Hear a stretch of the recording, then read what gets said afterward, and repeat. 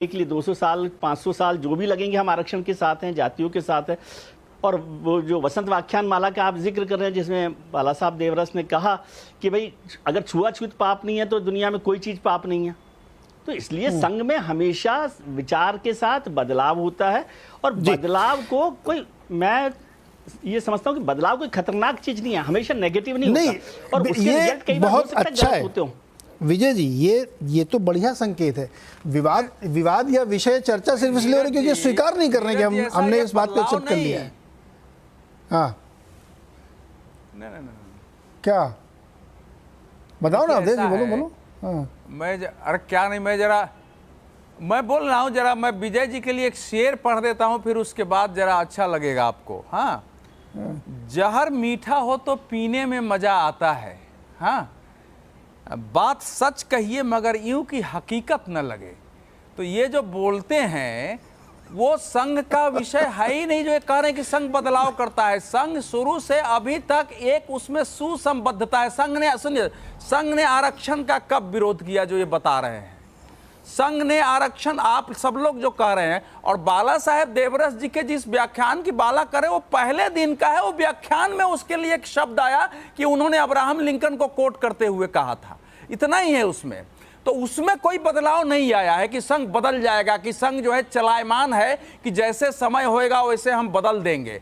अपने मौलिक विचार को, लक्ष्य को ध्यान में रखते हुए उस पर काम करना है। तो इस समय अब जो इस समय कहा जा रहा है, आपने कहा कि नहीं, सुनिए, इन्होंने जो अभी कहा है कि हम बड़ा मानते हैं कि संघ विचार करके जब जरूरत होती तो अपने को बदल लेता है। यही विषय जो है ना, इस देश में एक चलाया जा रहा है कि संघ जब चाहे अपने को बदल लेता है। ये फासिस्ट संगठन की जो होती है कि न हम हिंसावादी है न हम अहिंसावादी है।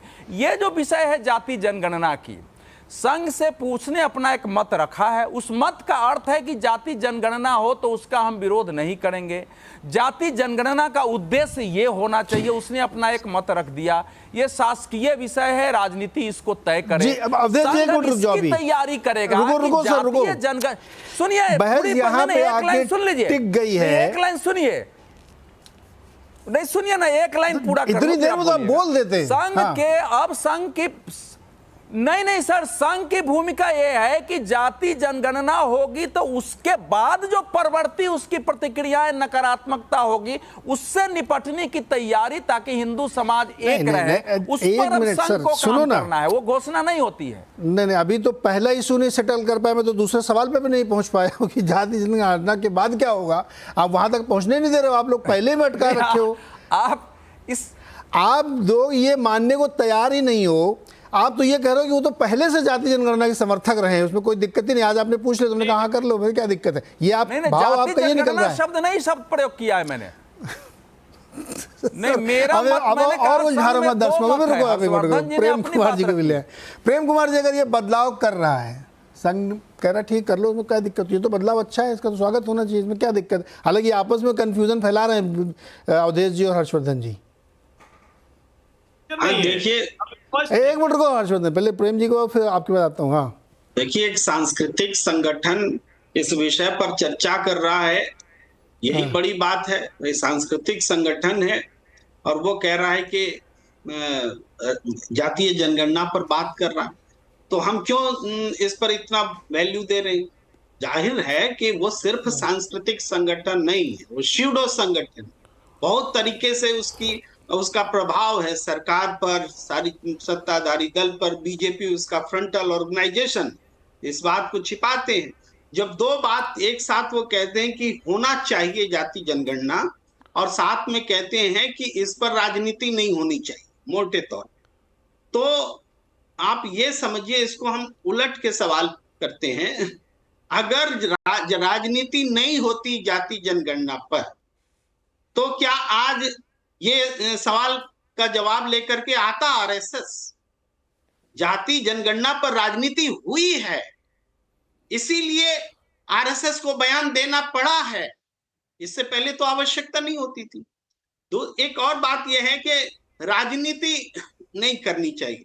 आरएसएस ने इससे पहले कभी बोला क्या कि राम मंदिर निर्माण का आंदोलन तो होना चाहिए, राम मंदिर की प्राण प्रतिष्ठा तो होनी चाहिए, मंदिर तो बनने चाहिए, लेकिन राजनीति नहीं होनी चाहिए। ऐसा क्या कभी कहा आरएसएस ने? नहीं कहा। उसको जब सूट करता है कि किस पर राजनीति होनी चाहिए, किस पर नहीं होनी चाहिए, तो अरे बाबा आप हो कौन? राजनीतिक दल हो क्या? राजनीतिक दल को सिखाओगे किस पर राजनीति होनी चाहिए और किस पर नहीं होनी चाहिए?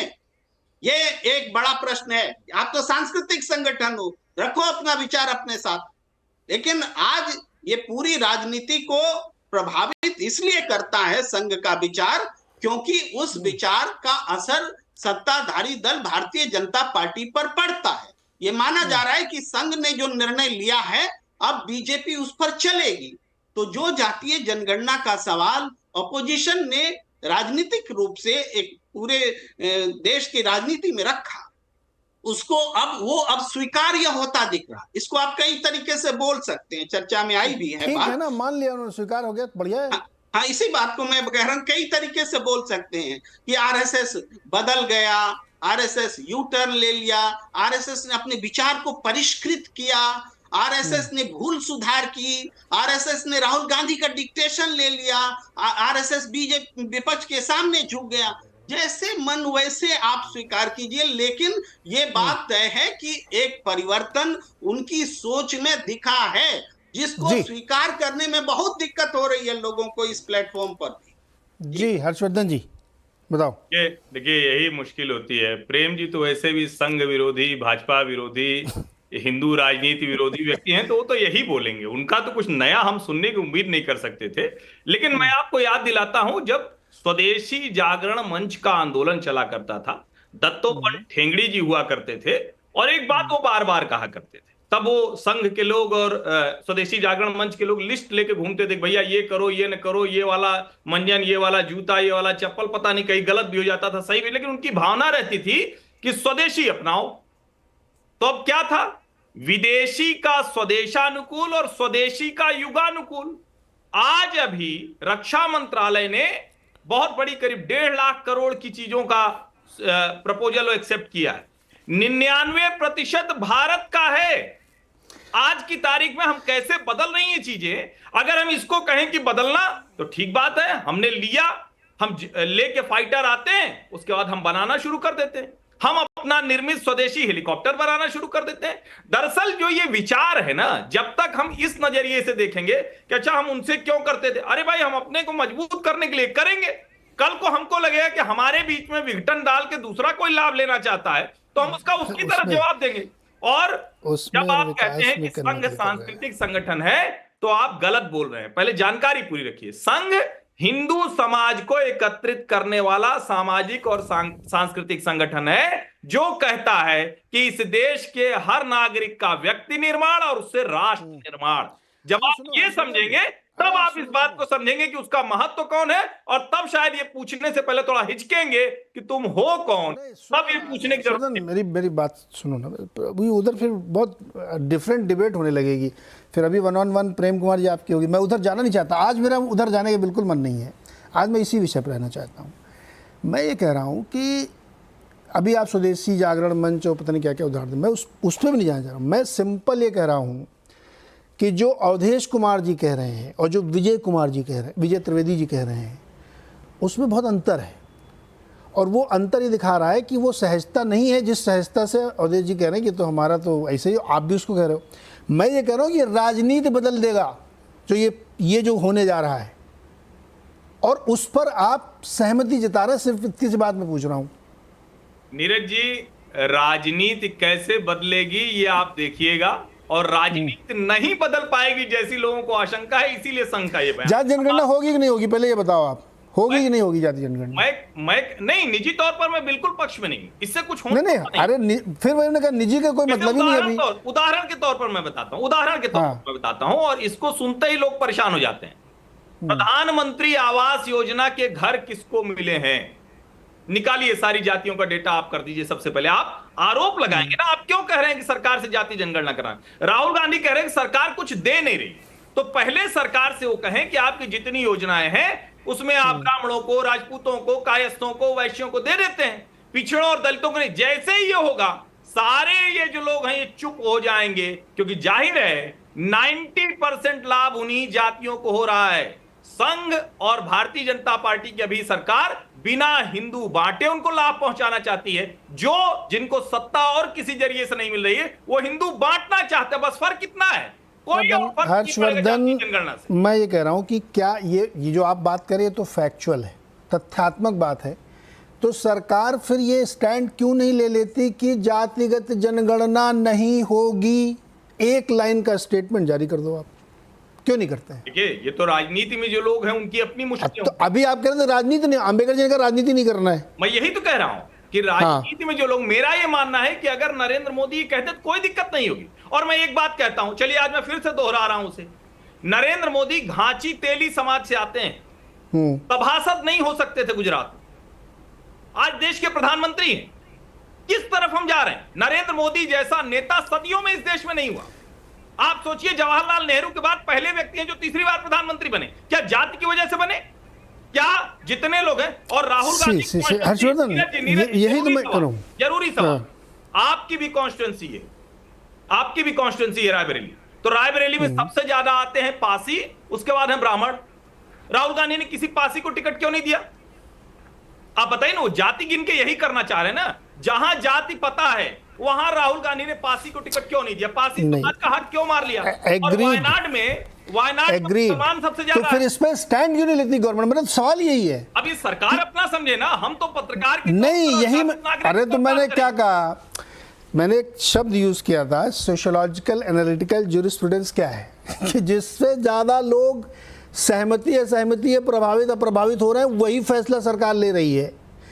वो एब्सोल्यूट टर्म में अच्छा है बुरा है, फिर बहुत बात की बातें हैं। आज की डिबेट वहाँ पे है। अगर ये आप जो कह रहे हो ये सरकार भी समझ रही होगी, ऐसा थोड़ी कि उनके पास डेटा नहीं है। ले ले डिसीजन ना फिर कि हम नहीं करेंगे। अगर वो फिर क्यों हेमंत विश्व शर्मा कह रहे हैं कि हम तो करा रहे हैं, हम भी करा, हमने मना कब किया? नहीं, हेमंत विश्व शर्मा को आपने पूरा नहीं सुना। उन्होंने हमने सुना है, मुसलमानों की जाति गिनवा रहे हैं। नहीं, तो आप राजनीति करेंगे तो राजनीति जाएगी। नहीं, उनका पूरा स्टेटमेंट है कि हमने कभी विरोध नहीं किया, हमने भी शुरू कर दिया, मुसलमानों की शुरू कर दिया, ये उन्होंने पूरा स्टेटमेंट किया। देखिए, तो नरेंद्र मोदी कहते हैं कि इस देश में क्या है, गरीब, युवा, अन्नदाता, नारी। वो कह रहे गरीब अमीर के अलावा कोई जाति नहीं। आप उनके सारे बयान देखिए। तो विरोध कर, मैं तो कह रहा हूं ना सर, विरोध करो फिर। नहीं, फिर इसमें फिर बीजेपी को अपनी सरकार को अपनी लाइन लेनी पड़ेगी, स्पष्ट मना करना पड़ेगा। लेना चाहिए, मैं भी आपके साथ नहीं, मेरे साथ में तो मेरा कोई व्यू नहीं है। मैंने फिर कह रहा हूं कि वो एक अलग डिबेट है, 3 घंटे में करूंगा कि जातीय जनगणना होनी चाहिए कि नहीं होनी चाहिए। आज मैं कह रहा हूं कि आरएसएस ने अपना व्यू बदल लिया है, अंडरलाइन करके मैं कह रहा हूं कि बदल लिया अपना व्यू, करा लो भैया। सरकार भी इसमें पता नहीं, मुझे नहीं पता कि उनका व्यू क्या है, लेकिन आप जो तर्क दे रहे हो उस हिसाब से तो मना कर देना चाहिए कि नहीं हो सकती। विजय जी, मना करना चाहिए क्या? नहीं कराएंगे भाई, हम तो ऑलरेडी सबको फायदा दे रहे हैं, लेकिन नहीं करेंगे वो।